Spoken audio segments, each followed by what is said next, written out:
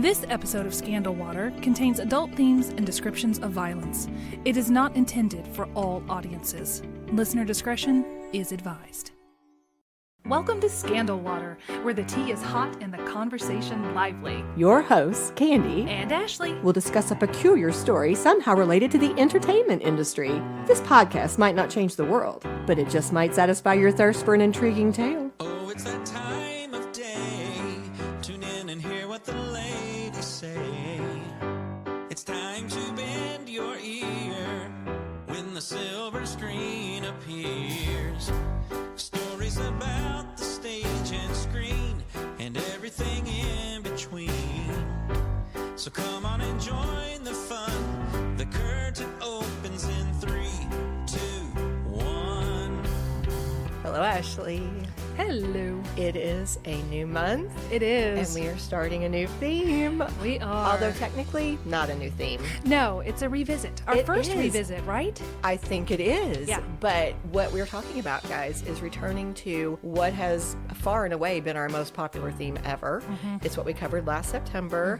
We called it In Our Own Backyard, and basically we covered local true crime incidents, right. cases, and the response was so big that we decided we would return to that same theme. We're calling it In Our Own Backyard again. Yes. Yes. And sadly, there are a lot of cases to choose from. There are, but very interesting. Very interesting. And we're going to be talking about a very famous and very interesting case today. I think I've kept this from you, haven't I? Do you know what we're going to be talking about? No, you told me one of them, but I think you wanted This is the one I did not. Okay, Yes. then this is a surprise. Yes. Okay, well, I'm going to start by asking a question that is going to seem to come totally out of left field. Let's have it. Okay, I know we're both Stranger Things fans. Yeah. And thinking back to that series and the way childhood is portrayed in Stranger Things, you have kids riding on bikes. They disappear in the morning, they go off with their friends. They're everywhere. Their parents say, come back for dinner. Right. You know, you have no idea where they Locked are. out of the house until the street lights come on. Yes, so much freedom, so much independence. Was your childhood anything like that? Absolutely not. Because my mom knew about all that stuff. And she has said very often that in the 1980s, that's when the kidnapping of children started really revving up. So she was like, no. And also she just knew about all of the stuff. And her life had been more lax where she was allowed to go and do. And she's like, not for you, sister.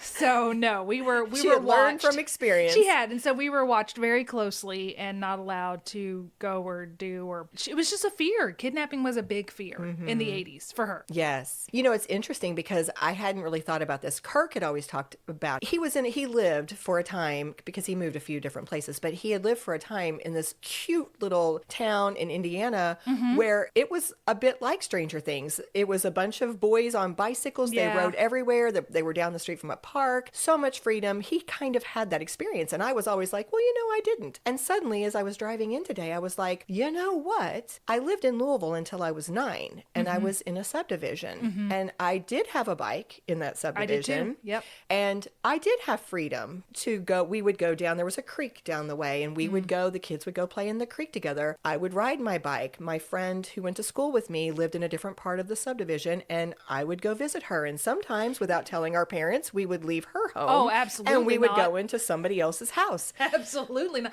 But I gotta say, I gotta give credit. I did do that too. I had a friend in elementary school. We also lived in a subdivision in Louisville, and I had a bike, but I believe I had to call once I got to her. Oh, I was supposed to. Oh, you never did? I mean, sometimes. I'm just saying every now and then. Yeah. I remember one time my mom got really scared because she couldn't find me. Yeah. That's the memory that's coming back to me.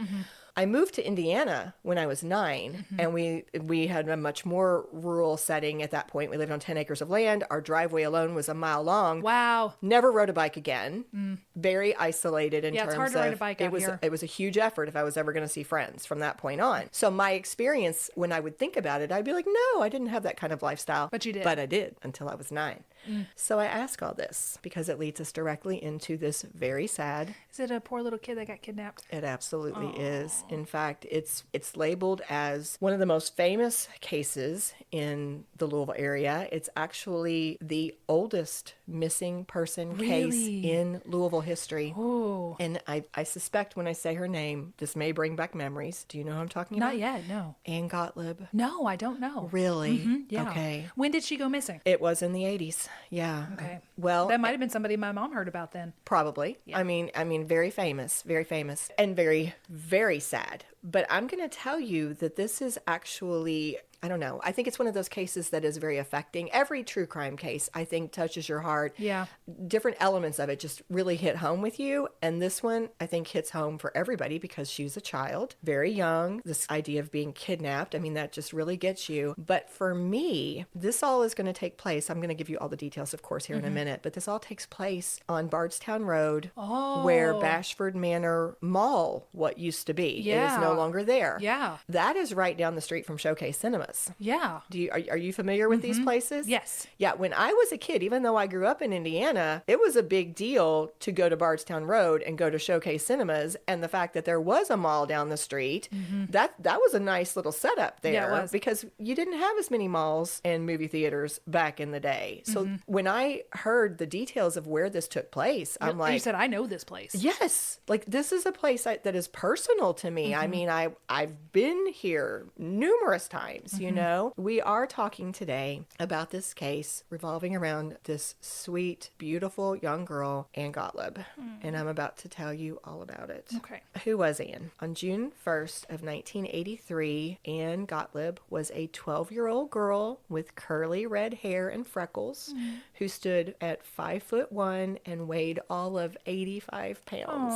I know. She was a very impressive little girl. I saw different photos of her, of course, and I will be including those in the show notes, but you can see her playing the piano because here she is, she's 12, and it looked like she's already well on her way to being a great player, and she was fluent in both English and Russian. That is impressive. Very. But there was a reason. She could speak Russian because Anne's family had moved to America from Ukraine just 3 years earlier in 1980. At that time, Anne was the only child of father Anatoly, who was an engineer, and mother Ludmila. Now, according to Anatoly's obituary, because he did pass away last year, it said that, quote, due to the increasing repression of Jewish people in the USSR, Anatoly and his family fled to America as refugees in 1980, settling in Louisville. So that's what brought them to the state. And at the time of Anne's disappearance, they lived in an apartment on Gerald Court, just off Bardstown Road, across from the Bashford Manor Mall. Wow. So, of course, this is an old case. Think about how long ago. 83. Yeah, and we are in 2024, so we're talking 41 years. When something happens that long ago, Yeah. sometimes it's hard to find all the information. I used a lot of sources, but two that I want to give a shout out to were Andrew Wolfson, who wrote a Courier Journal article that was printed 10 years after the event, and Andrew's article included a lot of details that I didn't find other places. So you're going to hear some things that come specifically from him. I want to give him credit. And then, this is interesting, in 2022, a WHAS 11 reporter named Shay McAllister managed to get access to the police files after 3 years of trying because they were telling her they couldn't give it to her because it was still an open case. She managed to get those records, those files. And in 2022, there was a series of these focus segments, they called it, where they were reviewing. I am fascinated it is still an open case. Well, we'll talk about that. Okay. Okay. So I wanted to definitely call out those two sources because those were both big. Okay. So here's what happened. On June 1st of 1983, it was actually the very first day of summer break. Yeah. One of the very first things Anne did that day was she rode a bus to the Jewish Community Center where she played tennis with a classmate, Rachel Podgorski. And Rachel said later in an interview that the two of them had planned to meet every day that summer. So they had all these activities planned that they were going to do. I'm sure it was going to be a lot of tennis. I also know where the Jewish Community Center is. I've heard of that. Well, when they finished, Rachel's mother dropped Ann off at her family's apartment, and then a little later, actually, Ann rode her bike to the home of her friend, Tanya Okmayansky. The two girls watched television until Ann's mother called and told her to come home, and at that point, Tanya rode with Ann part of the way towards her house, but when they got to the parking lot of the Bashford Manor Mall, they separated. Reportedly, Tanya waved goodbye and called out something to the effect of, I'll see you soon. And Ann went on her way. Tanya headed back on her way. Ann was last seen riding her bike between 5:30 and 6 p.m. By her on friend that day. Tanya. Yeah. When Ann did not come home, her mother reported her missing. Ann's bike was found leaning against a support pillar outside Bacon's department store at the Bashford Manor Mall. So she didn't make it out of the mall parking lot. Or at least if That she was the did, then inference. her bike, right, that is the inference. Yeah. An FBI agent who worked the case, Ed Armento, later shared this. Quote, Ann Gotlib knew the kickstand was broken. All of her friends and family told us that she never used the kickstand. Whenever she went anywhere with the bike, she laid the bike down on its side, never employed the kickstand. When we found the bike, it was leaning against the wall of Bacon's department store at the Bashford Manor Mall. The kickstand was down, which gave us reason to believe that whoever put the bicycle against the wall was not Ann Gotlib. Yeah, okay. So that opens some possibilities. Yep. From the very beginning, it was a definite possibility to the investigators that Ann could have been forcefully taken or she could have been lured away. Now, this is just a little side note. I've included 2 pictures of the bike in the show notes, and it's interesting because sources usually refer to the bike as being baby blue, but it's interesting because to me, just looking at the pictures, it looks a little pinkish. I just thought that was interesting. Okay. I just thought I'd share that. But Okay. So when the police began investigating, of course, one of their immediate first steps was to see if they had any witnesses at the mall or around Yeah. the mall who might Yeah. have seen something important. And I don't guess they would have done security cameras back then yet, right? That's a good question. I don't think so. Probably not. Yeah, I didn't see any mention of it. 2 teenage girls reported seeing a man drag Ann into a drainage ditch near the mall, so police called out hundreds of volunteers to search the area, which the paper described as snake infested. So this was just not a great area. Yeah. The searchers found nothing, and the girls later failed polygraph tests and then recanted their story. Sounds like they were just making it up. Yeah. So all these people who Wasted all that time. I hate that. I know. And there was a 34-year-old woman who said she saw a man grab Ann inside the mall, but somehow, I didn't see the details, her story was discredited as well. So despite the fact that it was this beautiful sunny day and whatever happened apparently occurred around or near this really busy shopping mall, the police had 0 witness testimony to help them. Gosh. So there's the situation All of right. what happened. Okay. So the investigation. I don't know how soon this happened, but it sounded like it was pretty quickly. The police turned it over to the FBI, and it just went in so many different directions. We've already mentioned they had volunteer searches going on. We've already mentioned they were questioning potential witnesses. So those are 2 avenues that they were pursuing. There were so many different things. I'm going to basically summarize some of the different leads, some of the different trails they tried to follow. A few different times, Ann's parents made appeals to the public. In fact, just a few days after Ann's disappearance, the Gotlibs did a press conference standing alongside then County Judge Executive Mitch McConnell. Well, okay. There are pictures where a reward was offered, but they were not the only ones bringing attention to Ann's disappearance. According to WLKY News, quote, the case drew national attention. Billboards went up around town and there were many vigils, one of them attended by John Walsh from America's Most Wanted.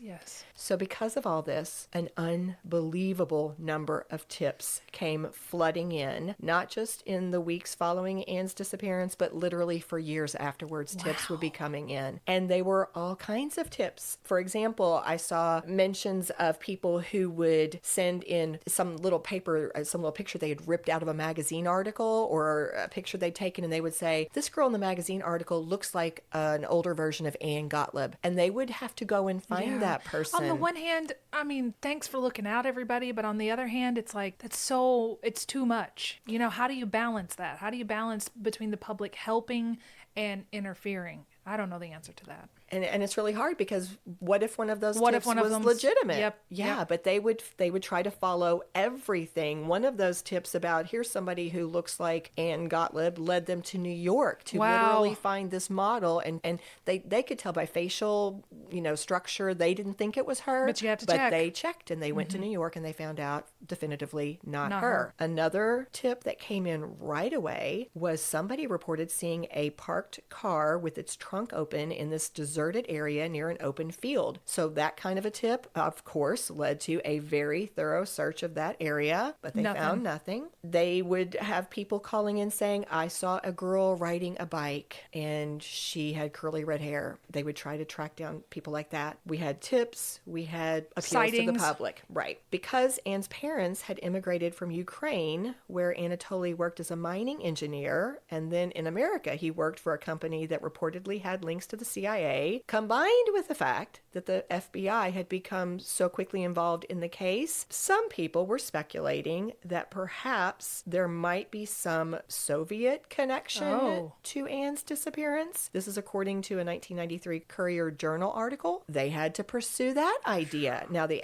Gotlibs were adamant. They said there is absolutely no truth to this theory at all. Anatoly said that he had never dealt with classified information when he had, lived in the Ukraine, and he pointed out that the government wouldn't have let him emigrate if they had any concerns That's about true. him. That's true. But still, something to check it else out. that the FBI investigated. And they, by the way, never found any evidence to support that theory. Another possibility they had to consider was that Anne might have run away. While they were investigating, they talked to one person who said she had seen Anne crying under a tree at the Jewish Community Center, and supposedly Anne had told this woman it was because she couldn't get along with her peers. Now, I don't know that this was like at the same day. It might have been in the past. Yeah. But here's this one woman saying she'd seen Anne crying upset. A teacher told the police that Anne was upset because she'd recently had a birthday party that none of her classmates attended. Another teacher told the police that 2 weeks before Anne disappeared, her mother had talked of taking her to a psychologist. Plus, she had written a short story about a young girl who desperately missed home and wanted to move back. And so all of these things made them think, okay, could she have run away? Her last actions on that last day doesn't seem to merit that, though. Exactly. And all of Anne's friends and family members said no. Anything that they were talking about, it was just typical adolescent stuff.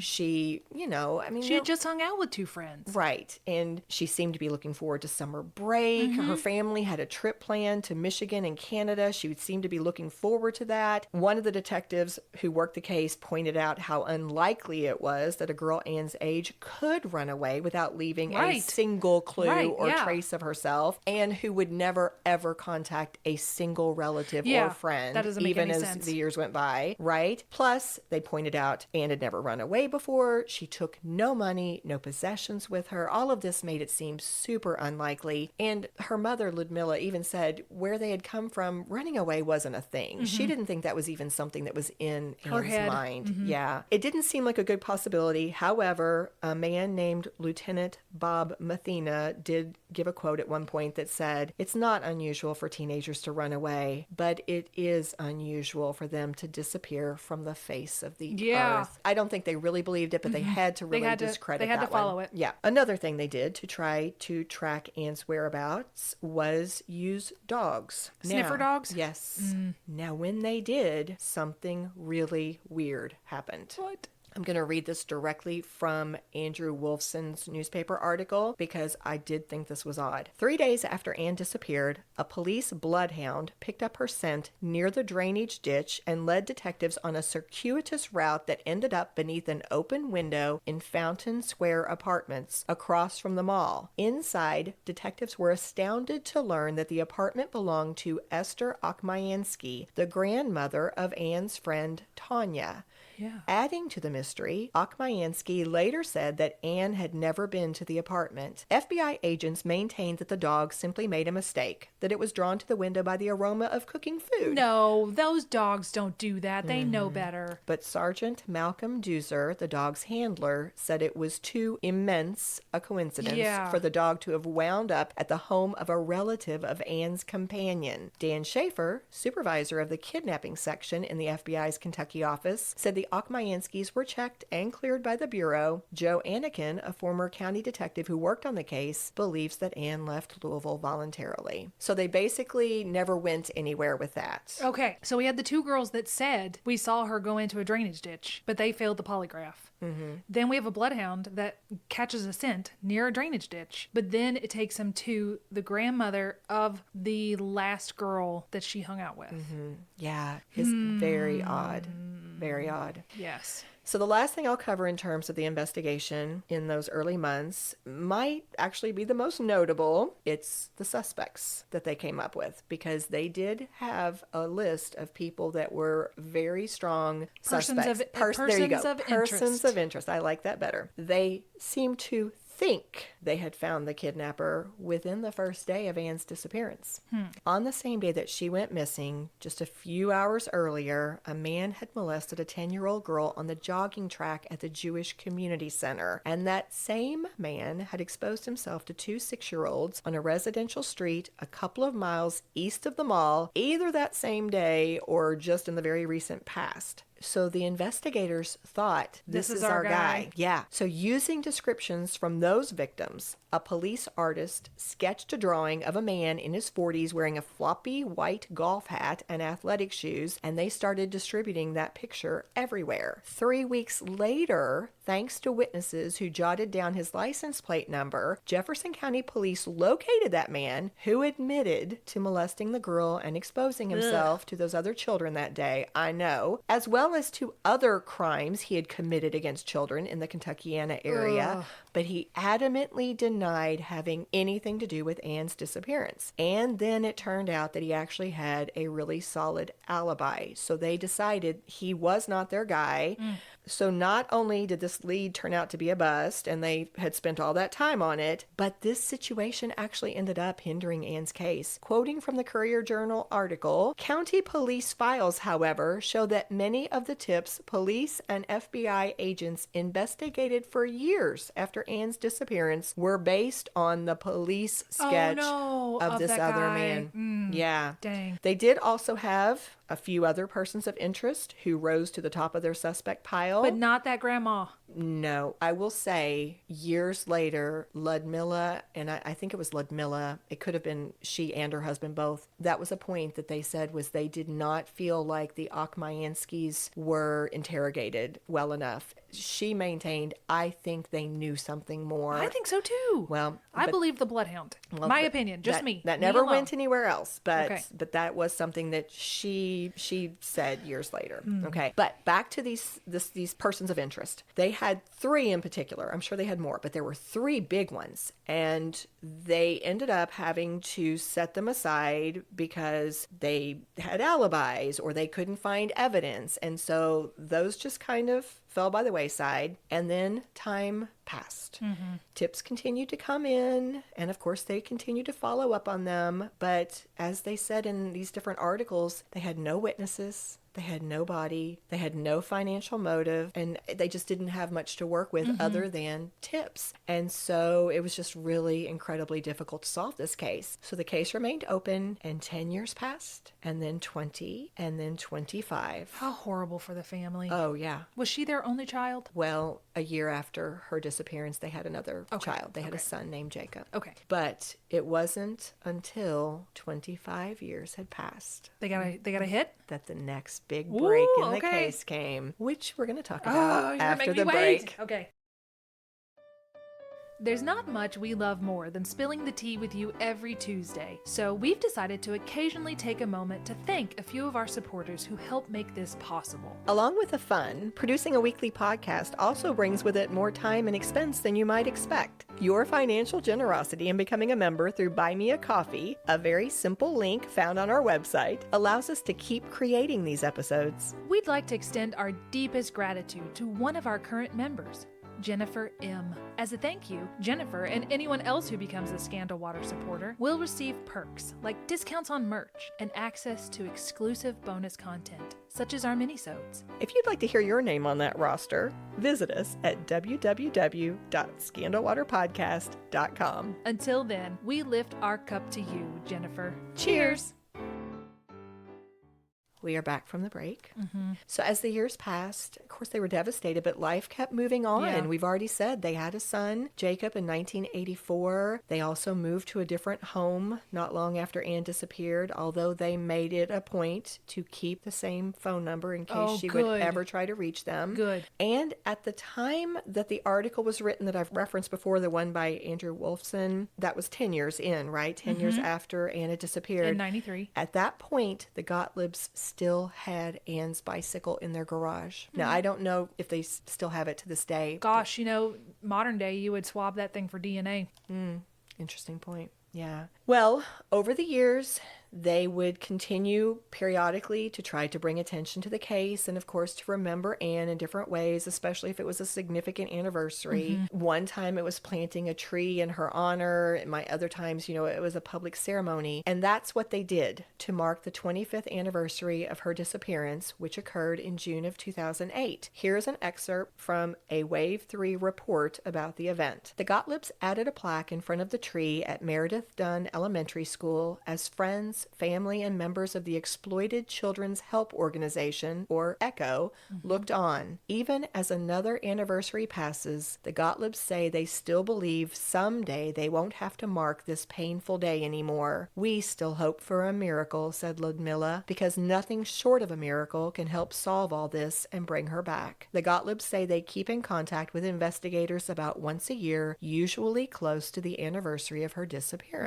So after all the stories had run about this 25th anniversary, the police unexpectedly held a press conference announcing they had identified the person responsible for abducting and killing Ann Gotlib. But they must not have, because you called this the oldest open. Okay, keep going. Okay. It was one of their early suspects. Remember, they had Yes. those three that had risen to the top as primary suspects? It was a man named Gregory Lewis Oakley Jr. that they had on their radar all the way back to 1984, just 7 months after Ann went missing. Here are a few of the factors that had made him such a strong suspect even back in 1984. He'd lost his license as a veterinarian in Alabama in 1982 for assaulting a 12 and 14-year-old girl, injecting them with a powerful narcotic that nearly killed one of them. He had a history of assaulting other young girls as well. At the time of Ann's disappearance, he lived just a block or so from Ann's apartment and about 2 blocks from where she disappeared. Bank records showed that just about maybe 100 minutes or so before Ann disappeared, he had been at a Liberty National Bank branch at the mall where Ann was last seen and where her bicycle was discovered. And when given a polygraph in 1984 and asked about his involvement with the Ann Gotlib case, police said he failed the polygraph. Then why not pursue it back then? Because, first of all, they had no physical evidence. Yeah. But another big reason, according to a retired FBI agent who had worked the case, this is what he told WLKY News at some point, quote, he, meaning this Oakley fella, was a suspect early on in the case, but the problem was he had an alibi from his girlfriend. So the story he had told reportedly was that he had left Louisville right after he did that banking that day, and he was actually out of town when Anna disappeared, and I guess this girlfriend had backed up this story. But according to the Metro Police, here's what happened. After all this media about the 25th anniversary of Ann's disappearance, and this is now 2008, he's now gone. This fella is passed away now. Oh, he's dead. Okay. Yeah, that same ex-girlfriend now decided she was going to come forward. So she comes to the police sharing new information about what Gregory Oakley did on the day Ann disappeared. She said he actually showed up at her house around 11 p.m. that night asking her to wash some of his clothes. No. So this information, of course, helps establish that he was in the area when Ann was kidnapped and, of course, washing the clothes, A second strong piece of evidence against him came from an inmate who served time with him at the Kentucky State Reformatory in LaGrange. 2 of the sources said he was actually a former cellmate of Gregory Oakley's. So a Courier Journal article said that this informant had first told the police back in 1992 that, I'm going to just call him by his last name, Oakley, Okay. that Oakley had confessed to killing Ann. But after this girlfriend comes forward with new information, they decided to re-interview the inmate who shared the same story, and he agreed to be polygraphed, and he passed Wow. it. This informant said that Oakley had admitted to killing Ann with an injection of a powerful painkiller. Why? Why? I know. So in light of these new developments, Gregory Oakley was announced as the man responsible for Ann's death. But as we've already said, at this point, he had been dead for several years. We still don't know where she is. Right. Oh. Right. He had served nearly 20 years for assaulting and stabbing another young girl, but he had been let out on medical release in 2002 and died just a few months later. Commonwealth's attorney Dave Stingle said he thought the police had gotten it right and he closed the case. The parents wanted them to charge Gregory Oakley posthumously. Yeah. But they said that legally they couldn't because he couldn't defend himself, and so they said it was a technicality. Basically, they could not do this.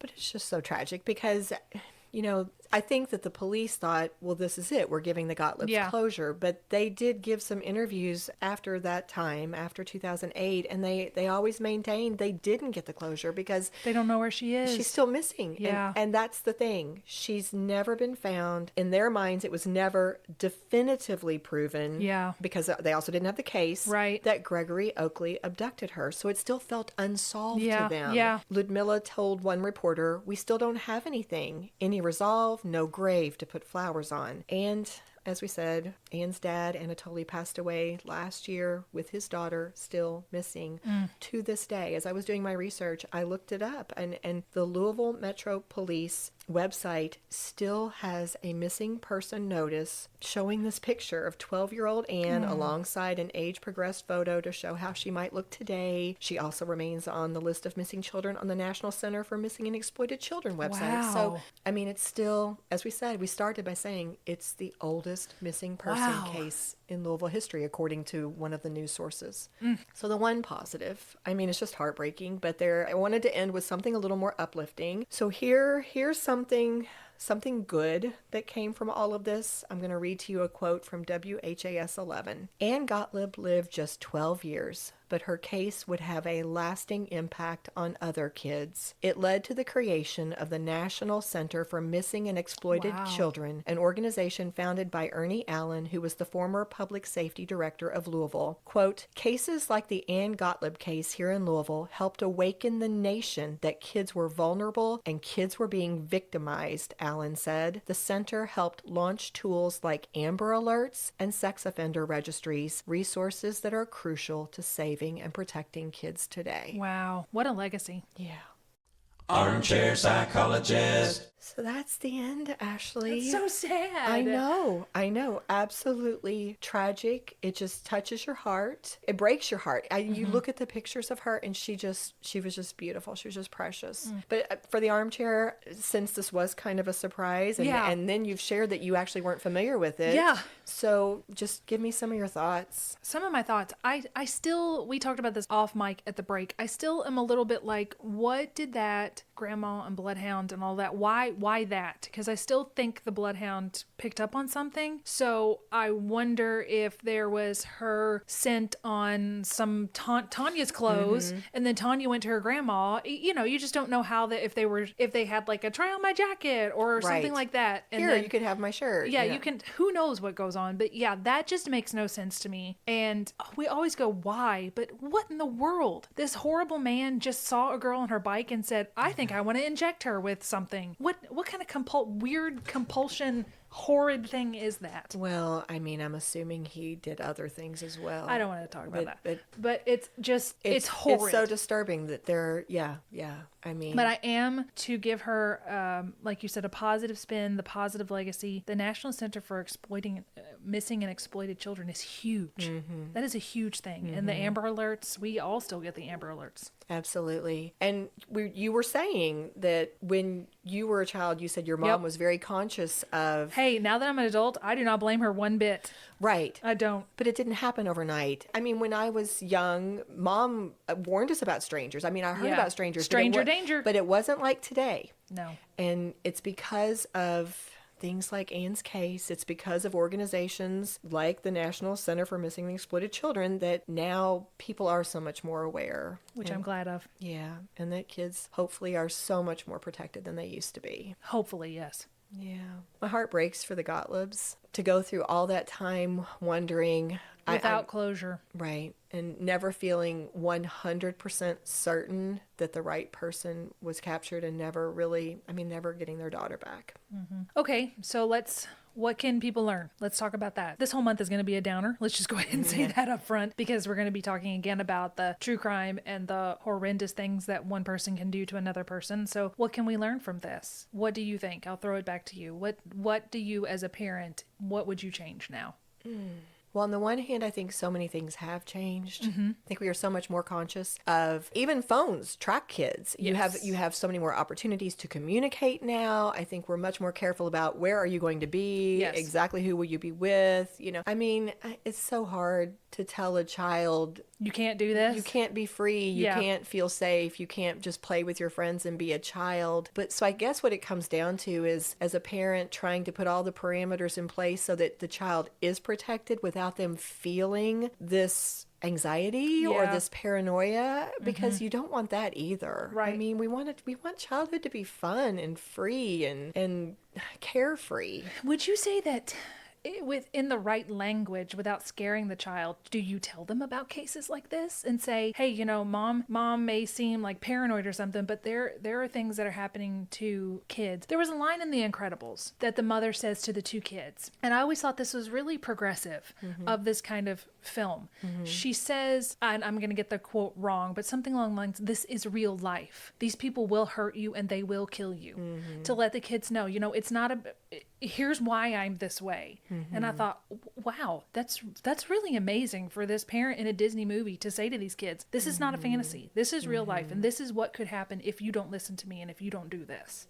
And it just sort of sobered them up. She didn't frighten them. She Right. just told them the truth in that moment. Yeah. So I don't know. Yeah, I think you have to think about the developmental age of Yeah, the oh, yeah, child, yeah, of course, yeah. but I mean, at some point, and that's something that I think also does happen. We educate our children. We try to instill in them not fear, but Awareness. Situational awareness. Yeah, absolutely. Well, I came out of this feeling just the deepest sympathy for this family and just so touched by this case and by this whole situation. So let's end with a cheers to the Gotlib family. Yes. For just the perseverance. Endurance. Cheers to you. Cheers. If you love what we do, please rate and review our show. Or you can become a supporter by making a donation through buymeacoffee.com/scandalwaterpod. Whether a single gift or a recurring monthly donation, it would go a long way towards supporting our work and allowing us to keep the tea brewing. At our website, www.scandalwaterpodcast.com, you can submit questions or your own story ideas, access our sources and show notes, see the merch we offer for sale, and more. You can join the Scandal Water community through our Scandal Water Podcast Facebook page or follow us on Instagram or TikTok at Scandal Water Podcast. This episode was executive produced by Candy Thomas, that's me, and Ashley Raymer Brown. That's me. It was researched and written by Candy Thomas and edited by Ashley Raymer Brown. A special thank you to Josh Martin, who wrote, composed, and performed the Scandal Water theme and other music. Matt C. Adams, who created the artwork, and Joshua Reith, who designed our website and provides ongoing technical support. As a reminder, this podcast is purely for entertainment purposes. The thoughts and opinions of the host during each episode of Scandal Water are their own and do not reflect the opinions of any future guests, advertisers, or clearly professional psychologists. Thanks for listening.